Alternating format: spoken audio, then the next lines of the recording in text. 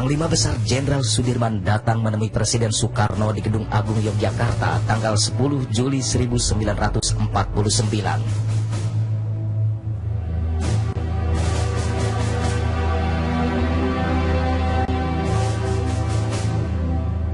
Dua hari sebelumnya, tanggal 8 Juli 1949, Sudirman tiba di Yogyakarta, dijemput oleh Letnan Kolonel Soeharto yang disertai dua jurnalis muda, Rosihan Anwar dan Frans Sumarjo Mandur.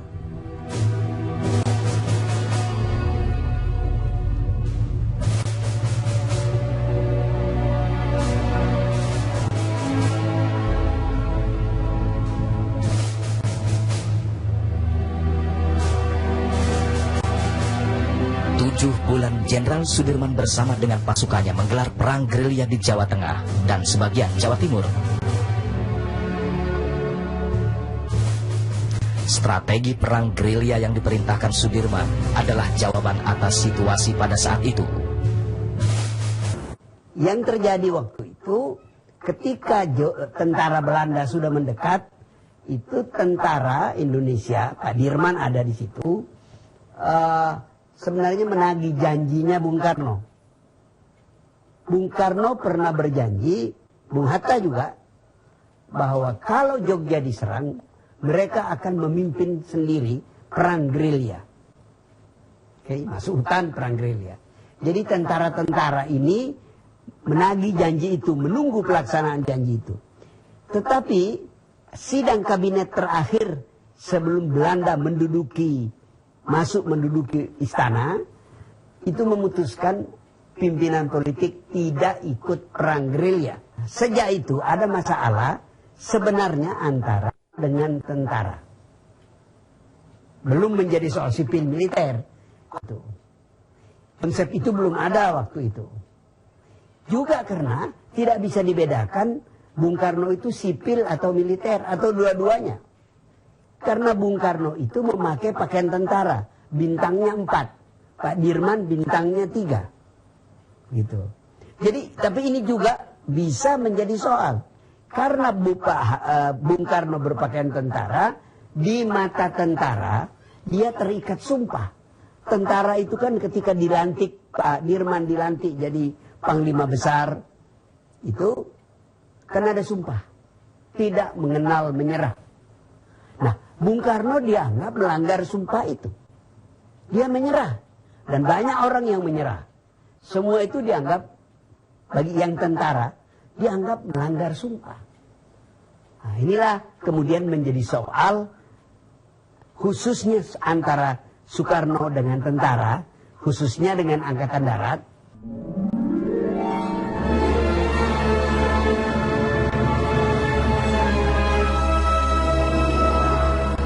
20 Desember jam 5 sore, tentara Belanda masuk Istana Presiden. 2 hari para pemimpin Republik menjadi tahanan rumah, dan 2 hari kemudian mereka dibuang ke Sumatera dan Pulau Bangka.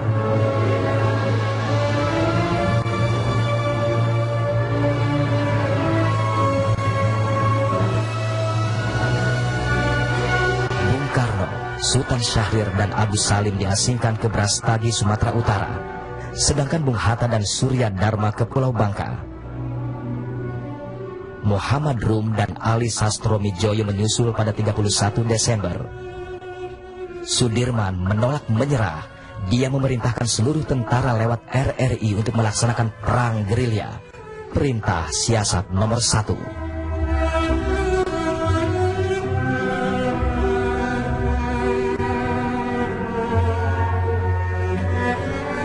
Dalam film dokumenter karya Rule of Gears, Jenderal Abdul Haris Nasution yang waktu itu berpangkat kolonel dan menjabat Panglima Tentara dan Teritorium Jawa bercerita.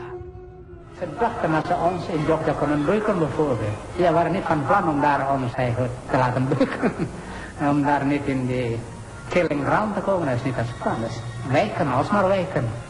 En spoor had gepland voor ik later. Na 3 maanden is Rustem op. Na 3 maanden begon het juist.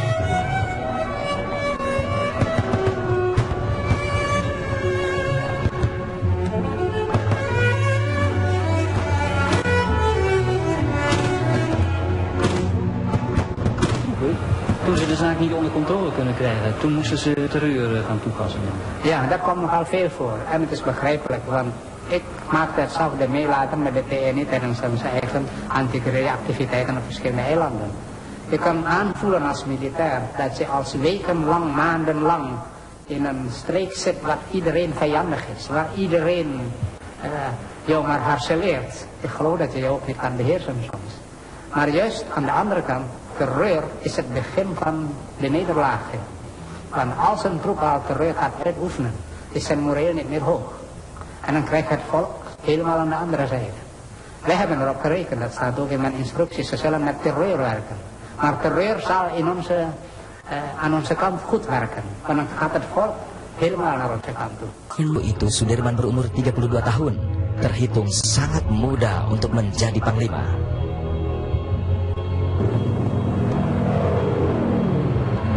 Desember 1941, pangkalan militer Amerika, Pearl Harbor, diserang secara mendadak oleh militer Jepang.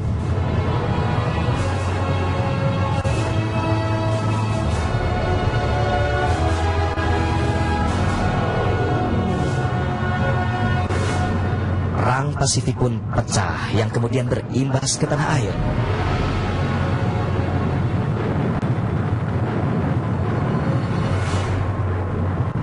Dari pertengahan Desember 1942, Jepang mulai memasuki wilayah Indonesia dari Kalimantan.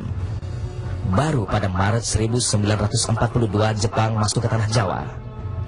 Belanda pada waktu itu pada posisi yang lemah karena di Eropa pada waktu yang sama sedang berperang melawan Nazi Jerman. 9 Maret 1942, Belanda menyerah kepada Jepang. Keadaan tanah air langsung berbeda.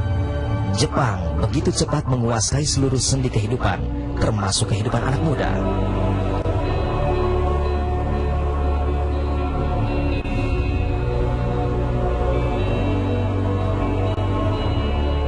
Jepang membentuk beberapa kesatuan pemuda yang bertujuan untuk menjaga keamanan.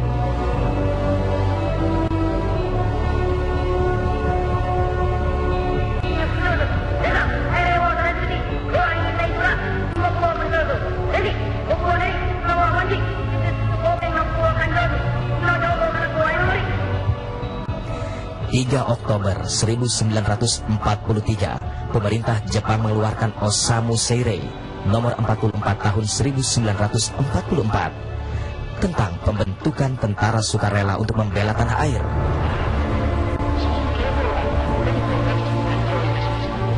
PETA pun berdiri dan berpusat di Bogor.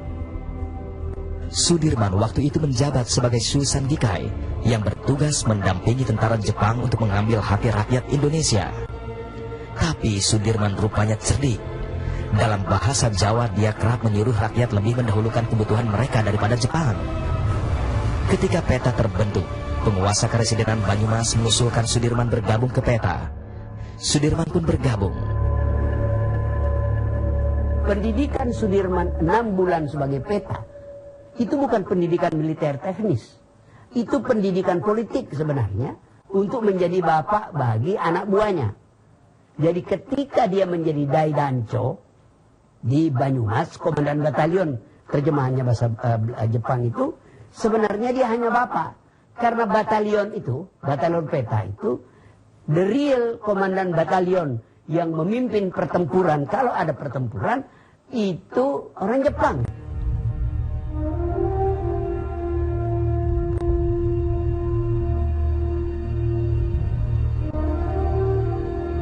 Seorang Daidancho biasanya direkrut dari tokoh masyarakat, seperti guru, tokoh agama, atau pamong desa. Sudirman memenuhi syarat-syarat tersebut. Sudirman adalah generasi kedua yang mendapat pelatihan di Bogor. 10 Agustus 1944, PETA generasi kedua ini dilantik. Sudirman ditetapkan di Kroya, masih satu karesidenan dengan kampung halamannya Purbalingga. Karesidenan Banyumas.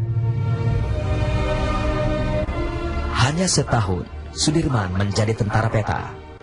Agustus 1945 Jepang menyerah kalah.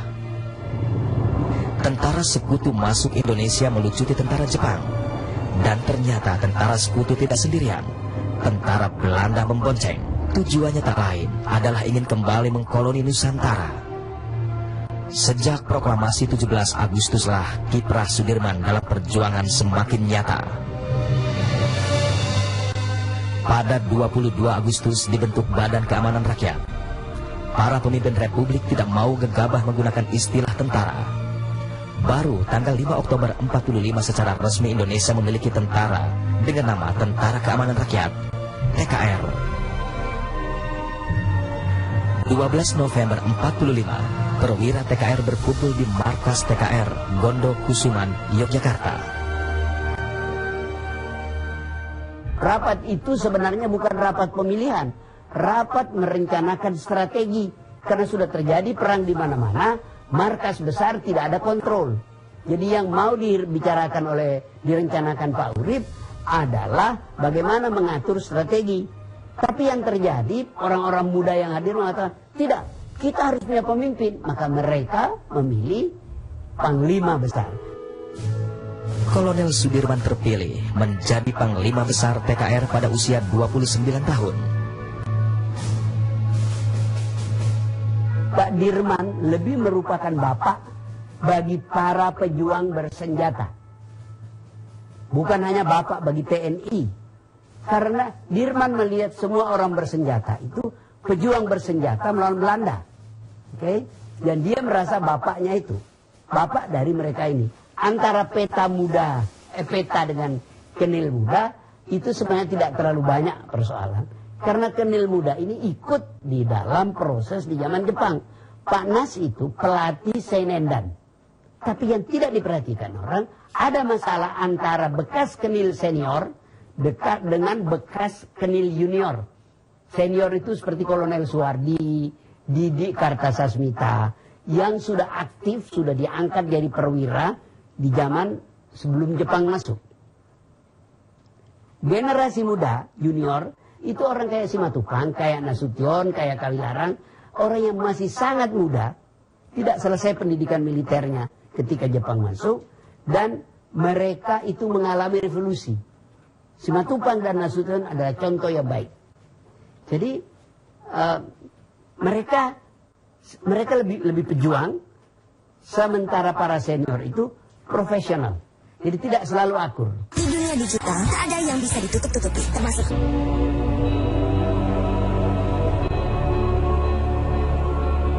7 Januari 46 menjadi Tentara Keselamatan Rakyat.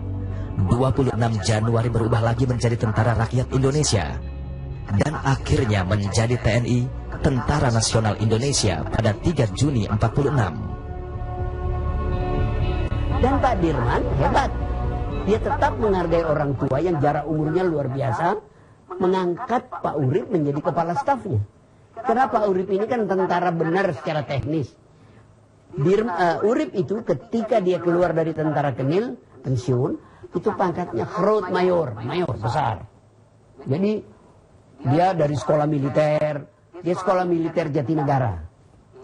Waktu itu sekolah perwira di situ. Jadi dia tentara betul. Pak Dirman menghormati Pak Urip, dan Pak Urip sebagai professional soldier itu membantu Pak Dirman, atasan dia.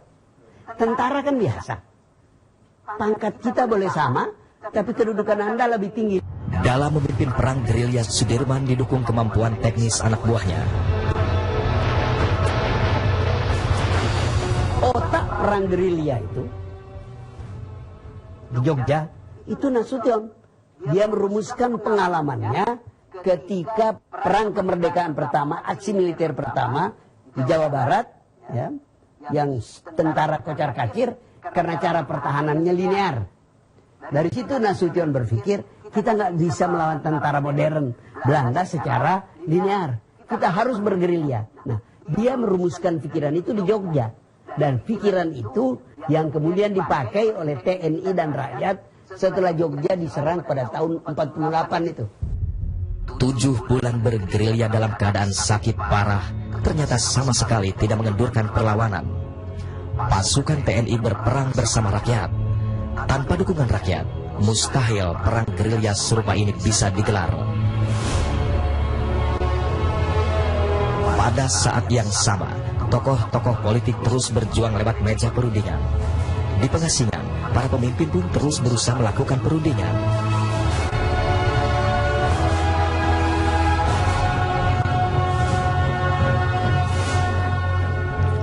Maret 1949,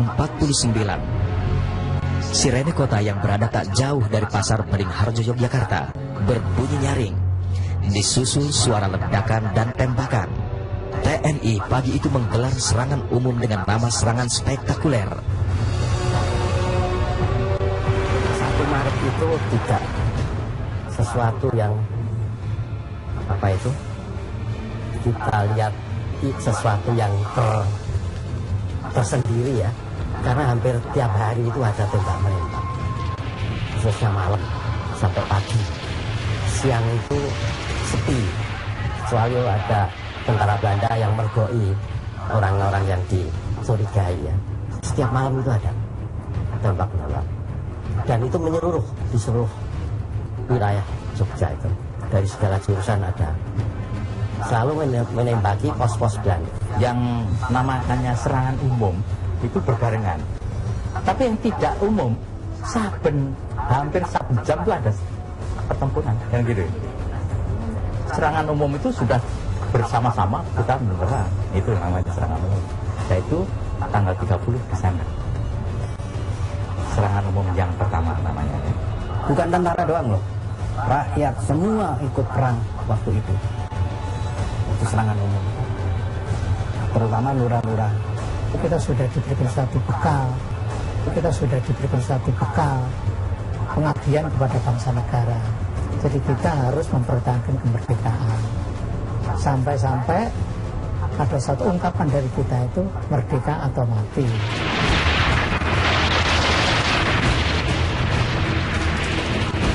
Begitu kita nyerang Belanda ini, kita nyerang itu dengan rakyat. Jadi rakyat tidak ikut. Begitu kita nyegat konvoi di daerah-daerah itu, konvoinya kita serang, rakyat sudah siap. Sebab Belanda akan membawakan bantuan, karena apa yang diserang nomor 1 kendaraan depan dan kendaraan belakang. Yang di tengah itu kita lemparin dengan segala-gala gonjok pikiran kita.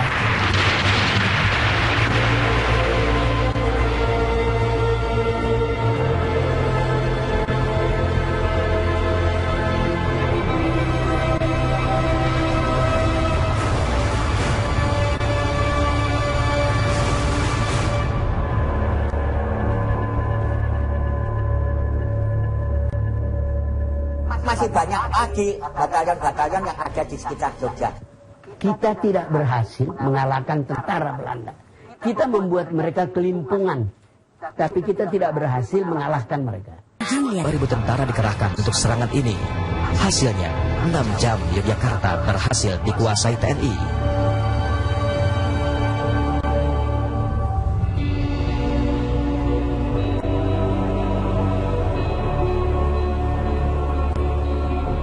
Sekitar jam 12 siang, bantuan pasukan Belanda tiba di Yogya. Tidak lewat Maguwo seperti yang diperkirakan tentara Indonesia, tetapi lewat utara. Yaitu 2 batalion dari Magelang. 2 pasukan ini diberi julukan Anjing Nika dan Gajah Merah.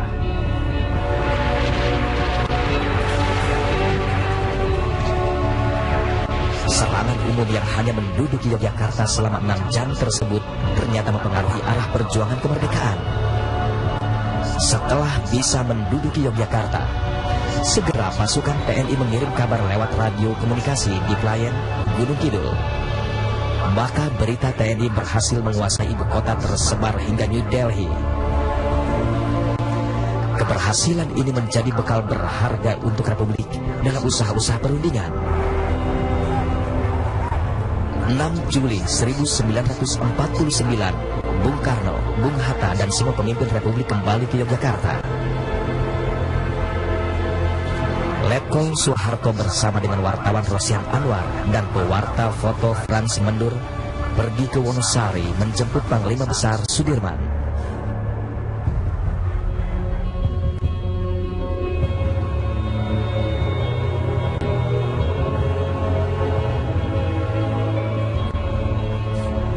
8 Juli 49, Sudirman tiba di Yogyakarta dan baru menghadap Presiden di istana pada tanggal 10 Juli.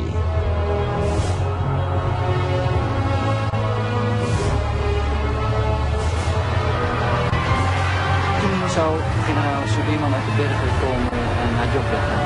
Nou ja, ik was toen met generaal Soeharto. Die was de hoogste in rang. Hij was eigenlijk niet meer helemaal